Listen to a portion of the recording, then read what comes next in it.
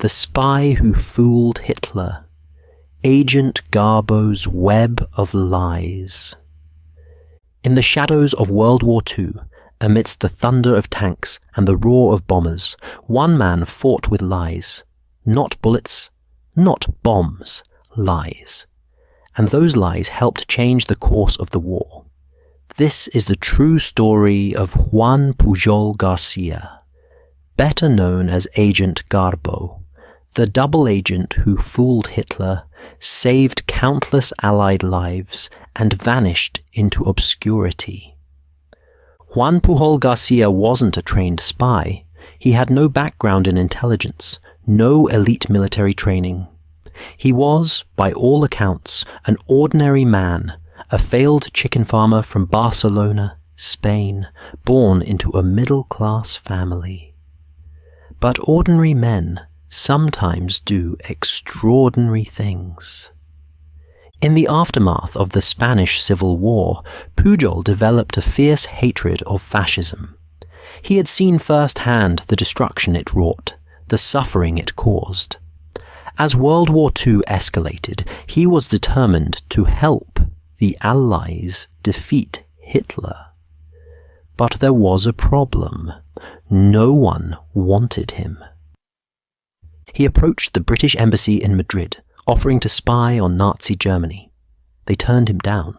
Not once, but multiple times. They saw him as inexperienced, unqualified, a liability. But Pujol wouldn't give up. So, he did something incredible. He decided to become a spy on his own. In 1941, he approached German intelligence, the Abwehr, pretending to be a loyal Nazi supporter. He convinced them he had access to Britain and was willing to provide valuable intelligence. Incredibly, they believed him. Without ever setting foot in Britain, Pujol created a fictional identity, a pro-Nazi Spanish government official who travelled to London regularly. From Lisbon, Portugal, he began crafting reports using public newspapers, radio broadcasts, and tourist guides. He fabricated maps, troop movements, and fictional reports. And the Germans bought it. As his reputation grew, the Germans wanted more. They asked Pujol to build a spy network in Britain. So he did, entirely from his imagination. He invented 27 sub-agents. Each had names, personal histories, jobs, and motivations. There was a Welsh nationalist who despised the British government, a Venezuelan student studying in Glasgow, a typist working near Whitehall. Each one wrote regular reports to the Abwehr, all of them crafted by Pujol alone. To make it more convincing, Pujol would sometimes have his agents contradict one another or make minor mistakes to mimic human error. He even created fictional radio operators and courier systems, complete with delays and mishaps, to make the operation seem authentic.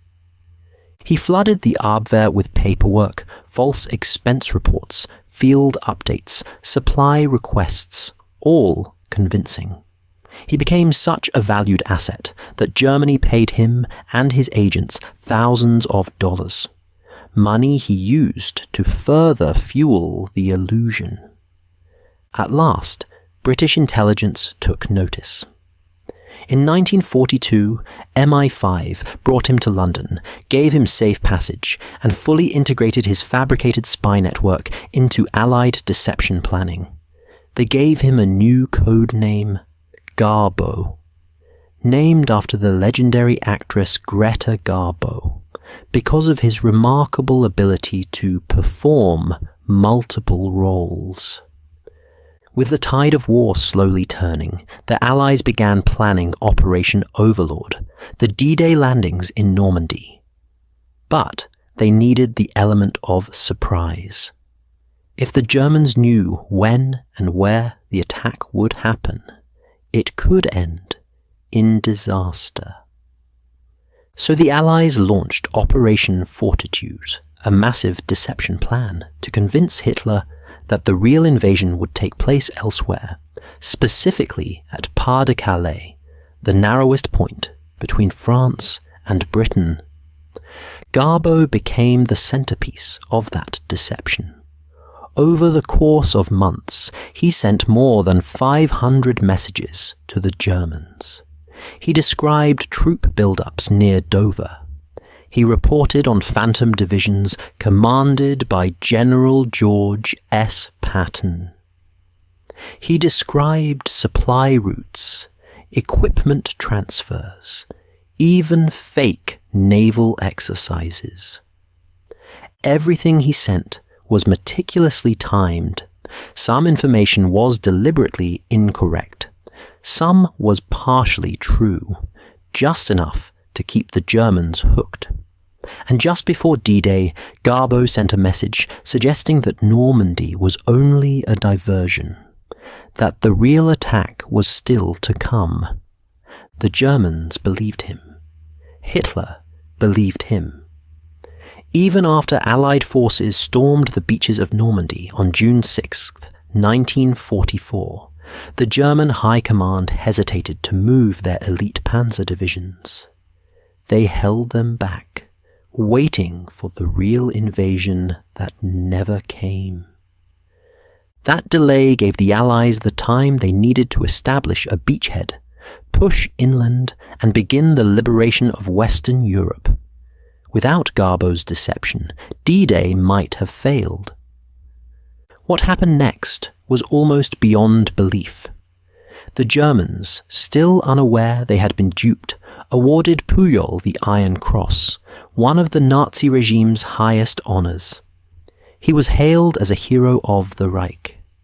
Meanwhile, the British awarded him the MBE, Member of the Order of the British Empire. 2 enemies, 1 man, honoured by both. After the war, Garbo knew his cover couldn't last. Fearful of Nazi retaliation, he staged his own death. He faked malaria, arranged a fake obituary, and disappeared. For over 3 decades, the world believed he had died in Angola. In reality, he had moved to Venezuela, opened a small bookshop, and lived a quiet life under a new name. It wasn't until the 1980s that his story resurfaced, thanks to historian Nigel West, who tracked him down. When the world learned the truth, they were stunned.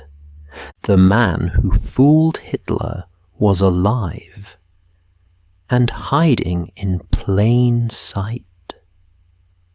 Juan Pujol Garcia, Agent Garbo, changed history. Not with weapons, but with imagination. He constructed a fantasy so elaborate, so convincing, that it reshaped the battlefield. His lies saved lives. His fiction protected nations. His courage was quiet, patient, and unseen. The courage of a man who believed that one person with enough determination could alter the course of war.